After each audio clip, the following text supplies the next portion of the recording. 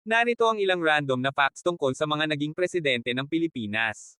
Isa. Emilio Aguinaldo, 1899 hanggang 1901. Siya ang pinakabatang naging presidente ng Pilipinas, na naluklok sa edad na 29. Siya rin ang nagdeklara ng Araw ng Kalayaan noong ika-12 ng Hunyo, 1898. Dalawa. Manuel L. Quezon, 1935 hanggang 1944. Tinaguriang ama ng wikang pambansa dahil sa pagpapasimula ng pagsusulong ng Filipino bilang pambansang wika. Ang Quezon City ay ipinangalan sa kanya. Tatlo. Jose P. Laurel, 1943 hanggang 1945. Siya ang naging presidente sa ilalim ng gobyernong itinatag ng mga Hapon noong World War II. Apat. Sergio Osmeña, 1944 hanggang 1946. Siya ang pinakamatandang naging presidente ng Pilipinas sa edad na 65 noong maupo sa pwesto. Siya rin ang unang Bisaya na naging presidente. 5. Manuel Rojas, 1946 hanggang 1948.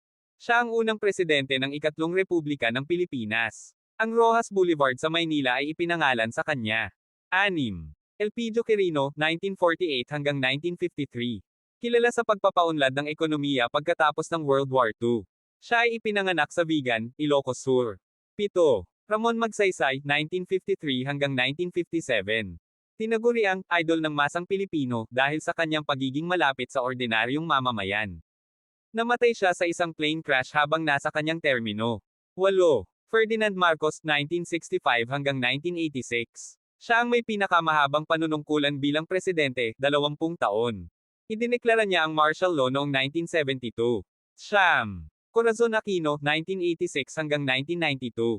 Siya ang kauna-unahang babaeng presidente ng Pilipinas at Asia. Pinamunuan niya ang Rebolusyong EDSA People Power na nagpatalsik kay Marcos. 10. Rodrigo Duterte, 2016 hanggang 2022.